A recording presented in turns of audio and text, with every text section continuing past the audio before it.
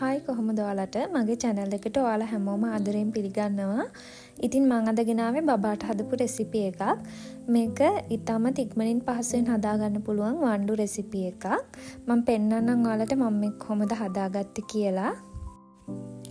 මුලින්ම අපිට ඕන වෙනවා හාල් පිටි ග්‍රෑම් 75ක්. මම ගත්තේ කඩෙන් ගත්ත හාල් පිටි. ඔයාලට මේකට ඉන්දියාප පිටියක් උනත් යූස් කරන්න පුළුවන්. ඊට පස්සේ මම ඒකටම පාන් පිටි ග්‍රෑම් 40ක් දාගන්නවා. ඊට පස්සේ ඒකටම සීනි ග්‍රෑම් 100ක් එකතු කරගන්නවා. ඔයාලා සීනි අවශ්‍ය ප්‍රමාණයකට දාගන්න. ඒ වගේම පොල් ග්‍රෑම් 50ක් දාගන්න ඕනේ.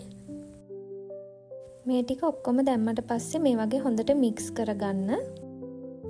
මේ තියෙන මික්ස් කරගත්තට පස්සේ දැන් මම මේකට ෆ්‍රෙෂ් මිල්ක් එකතු කරගන්නවා. මම එකතු කරන ප්‍රමාණය කියන්නේ නැහැ. ඔයාලට පදම පෙන්නන්නම්.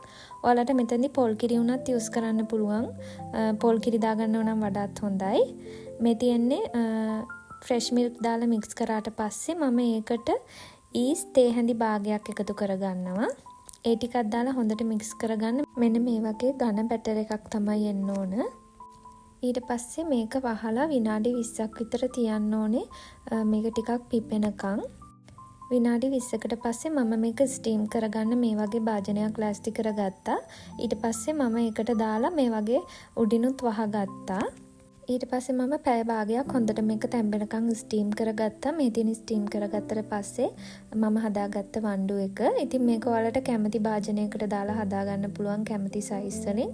අර පොල් පැණි හදලා හදන ක්‍රමයට වඩා ගොඩක් ලේසි ක්‍රමයක් මේක. ඉතින් මගේ බබා ගොඩක් ආස වුණා මේකට. ඔයාලත් අනිවාර්යෙන්ම try කරලා බලන්න.